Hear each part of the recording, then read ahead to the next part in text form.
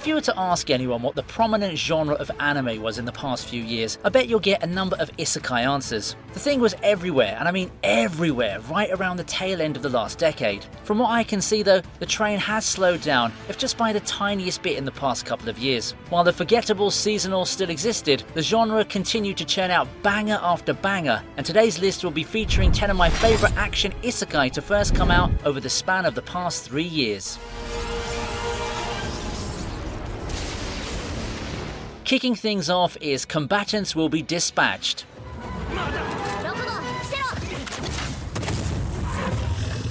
Quite a niche show to start everything off. Combatants Will Be Dispatched is a quirky isekai that is the other creation of the guy who brought us Konosuba, and his talent simply showed here that we once again got a goofball of a show that gave me the same vibes as his previous work, while also feeling a little bit different. Combatants Will Be Dispatched likewise revels in the comedy, the crazy goofiness of it all. There's lots of laughs to be had, and while an overarching plot of defeating a demon lord, this time as a leader of an evil corporation, does exist, we all know people came for the jokes. As expected of something from the Konosuba author, expect a lot of running gags, innuendos and misunderstandings fueling the comedy, plus a lot of wild reaction. It's certainly not the type of show you immediately recommend to someone not yet accustomed to this side of anime, but if it's the type who absolutely loves these kind of goofy shows that don't take themselves seriously, then give this one a try.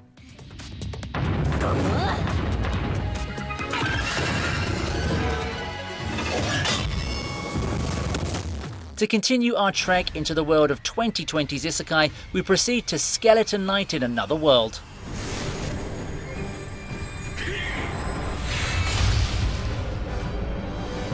Skeleton Knight's an interesting case, at least from a very personal perspective. After all, it's a show that I didn't exactly put into my priority list when the season aired. Then I heard the cool opening and decided to roll with it. Kinda like how the main characters in this story does. Finding out that you've woken up in a game world, screw trying to escape and just roll with the new life you have. Skeleton Knight, if I were to rank it amongst the isekai from the past 3 years, is simply adequate. It has its moments, and I did enjoy following Ark's journey in this new world. There's some neat fights and characters that, while not exactly memorable, do add some spice to the show. Normally I'd call it an isekai that plays safe but still has a charm to it, making it a bit better than average. However, it does have some content which definitely doesn't make it too safe to recommend to people who are still trying to learn the ropes of watching anime, much like the previous title.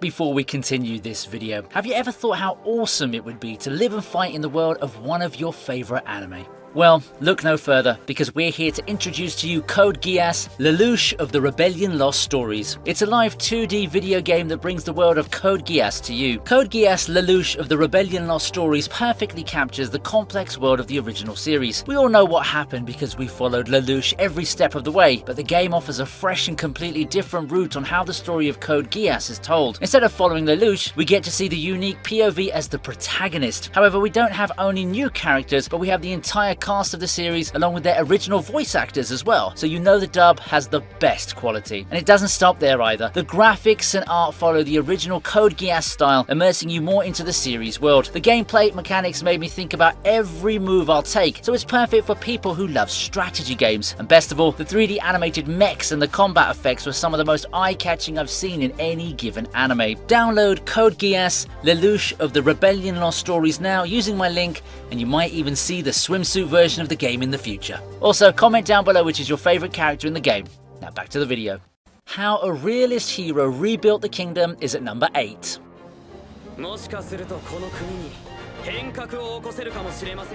If there's one thing to give Realist Hero credit for, it's how it decides to be innovative for a change. It tries something different in that its premise revolves around a hero not going on an adventure to defeat some demon lord, but instead trying to solve a kingdom from its woes from within. Instead of an action RPG, think of something more like the strategy games or resource management games you've seen or heard of. It was a great idea even if the execution can leave more to be desired in some areas. I mean, it's a one-core adaptation of a light novel, so that's inevitable. Still, I like how the relationship and asset management aspects take the forefront. It's still got some action at its core, but the show really feels like a breath of fresh air from the typical isekai fare. In a way, it reminded me of Older Ramen in the Sky, another underrated show. Try this one out if you want to break from all those fantastic adventures or fast-paced fighting.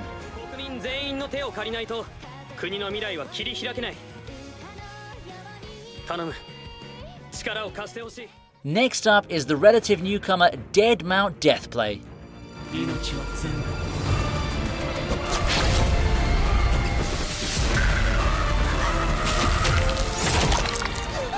Something that just came out a few months ago. Dead Mount Deathplay has already shot its way to my favourite Isekai titles from the past 3 years. A reverse Isekai that revolves around the powerful necromancer corpse god and his new life in modern Tokyo, all while he tries to navigate and survive the underbelly of human society in his depowered state. Sounds pretty cool. That's doubly true if you're someone fond of Durarara, which the show strongly reminds me of, and like the former, Dead Mount Deathplay is a show that truly excels in world building. It's pretty obvious that the approach was to not focus as much on the straightforward overarching plot, but on the interconnected plot lines and how they tie to each other. Different doesn't always mean good if you're to ask me, but Dead Mount Deathplay does the whole interconnected plot lines thing in such an engaging way that I just can't help but praise it. It's got the dark backdrop that many people oh so adore, and it's filled to the brim with mysteries that you slowly pick up as you watch the show with extra attention. Next we have So I'm a Spider, So What? So I'm a Spider, So What follows the tried and true formula of the main character being transported into another world as a lowly creature. Hey, it worked for Slime, splendidly in fact, and this spider isekai show turned out pretty alright too. This time we have Gumoko being reincarnated into a spider who has the ability to get stronger with each victory in this incredibly dangerous fantasy world. It's a show that provides a safe space for people who already love this kind of show, along with the RPG mechanics, and while the show is overall nothing too notable or unique, it does what it needs to do competently enough.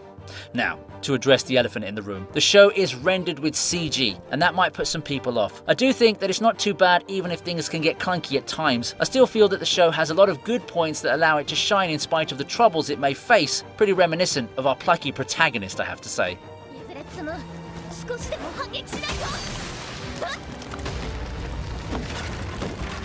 And why don't you hit that like button up there to show your support for the video. It helps the video do well and makes a massive difference. Thanks guys. Reincarnated as a Sword is the next anime on the list.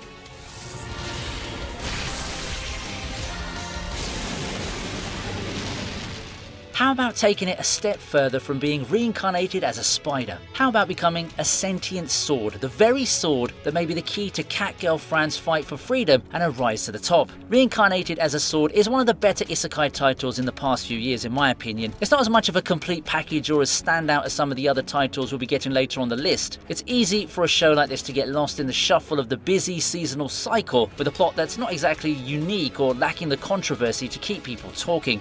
But hey, it works, and it works very well. Reincarnated as a Sword for me became one of the more enjoyable modern isekai thanks to its lovable characters. The chemistry is there between the two main characters, and the dynamic between them is engaging enough to carry the show for the most part. The plot and setting may seem pretty generic with a twist here or there, but this show proves that you don't exactly need to be unique to be enjoyable, and for a lot of anime watchers, that's more than enough.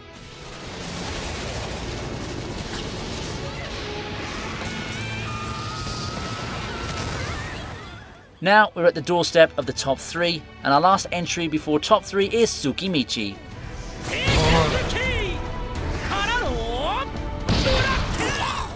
A prospective hero gets reincarnated into a fantasy world but quickly finds himself the object of scorn. Rejected by all of mankind, the powerful hero begins his journey to the top with a band of trustworthy allies from non-human races. The plucky teammates will be there to help the hero reach his desires and perhaps find a way to fix society in the process. Sounds familiar, eh? But what if we infuse it with an over-the-top parody aspect as well as some great world building and a bit of dark elements? Then you get Tsukimichi. What I appreciate about Tsukimichi is that it establishes its identity quite early, and while it does have its share of dark elements, it balances the lightheartedness with the serious plot lines well. It's definitely not a show that has the same cynical point of view as something like Shield Hero. It's not too often that we see parodies in the world of isekai, at least relative to the number of shows in the genre we've had across the years. Maybe that's why when one rolls around like Konosuba and another title we'll be taking a look at later, it comes off as very notable and attention-catching. It's also pretty cool that we have this title on the same list as Combatants Will Be Dispatched. They're not exactly too similar, but they have the same vibes, with Tsukimichi having a bit less lewd humour even if the type of comedy is the same across both titles.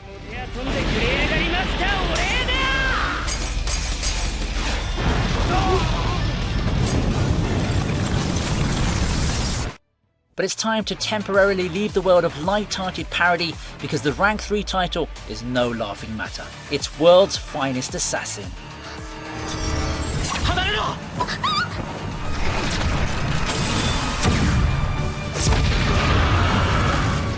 World's Finest Assassin provides a much-wanted edge to the world of Isekai. We've seen a lot of Isekai shows where some NEET gets reincarnated into the hero of destiny, looking to free the world of the terror of the Demon Lord. But how about a grizzled, no-nonsense assassin being tasked to take out another hero gone rogue? Now we're talking. While it has the more mature feel for an Isekai, it's still got the tropes to make veterans of the genre uncomfortable. You've still got the overpowered hero and the harem, but the approach in using these elements does feel more complete. There's a genuine bond between Lug and the girls, and I enjoyed how the show didn't just end up going the whole using people as tools path that we've come to expect out of a premise like this. With this being from the guy who gave us Redo of Healer, we can clearly see the creator's talent in writing material on both sides of the spectrum, as the two are simply night and day in terms of writing styles and atmosphere. I think that the main thing that holds World's Finest Assassin is that it's too short. 12 episodes isn't long enough for us to explore more of the world and the characters, especially the goddess character, who seems a lot more manipulative and cunning than we actually get the chance to see.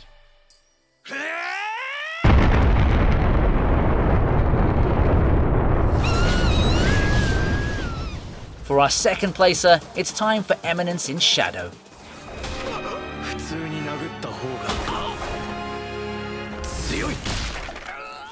We've already featured a handful of parody isekai titles on the list, but none of them have come close to Eminence in Shadow in terms of popularity, and that's somewhat expected. The subverting expectations with the protagonist's goal plays a part in it, but I personally think more of the popularity comes from how loud and proud Eminence in Shadow is with what it's trying to do. After all, none of them do the parody aspect in such an apologetic manner quite like Eminence in Shadow does. And that has led to one of the more memorable and refreshing protagonists in Sid, who carries the traits of an overpowered hero but remains completely dense with his toony antics and how cool he wants to be. We've seen a lot of unwilling, wavering protagonists or dark edgelord protagonists, but Sid in reality is neither of those, in spite of him wanting to show everyone he's the latter. The other characters all have their personal charms and quirks, and they all come together to form a very memorable group that's full of antics that are genuinely enjoyable to watch. There's the presence of actual drama and character moments in the show, but those elements remain subtle and meld pretty well into the more visible, more trending, audacious moments like the I Am Atomic scene. Overall, if you're looking for something that's unapologetically wild in the world of isekai parodies, Eminence in Shadow deserves your attention.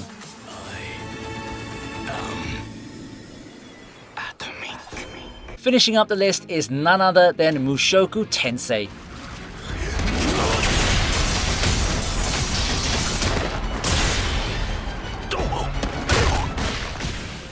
Mushoku Tensei is a pioneer of the genre in quite the literal sense. A lot of the elements that we see in isekai were largely influenced by this show, and man, this show does them really, really well. It helps that the production values for the title are top notch, and you can really feel the love and care the anime team had in making this anime. I mean, when you've got a studio dedicated to keep churning out season after season of one of the legends in the novel world, they better make sure they do a damn good job at it. Unfortunately, we also can't talk about Mushoku Tensei without mentioning some of its more questionable elements that made it a contender for the most controversial anime the past few years. It's definitely not a show for everyone, and it brazenly crosses lines other anime won't even dare to step close to. I personally don't have too strong of an opinion on things, but simply consider this a precaution on the sexual content in case you want to pick up this show. Getting past that, however, and what you've got is probably the most complete isekai title, with some great world building, memorable fights, character drama, and a long plot filled with growth and adventure. And the best thing about it, it looks like something that could be primed for a full adaptation, meaning we're likely to get to see the full story of Rudeus told in anime form.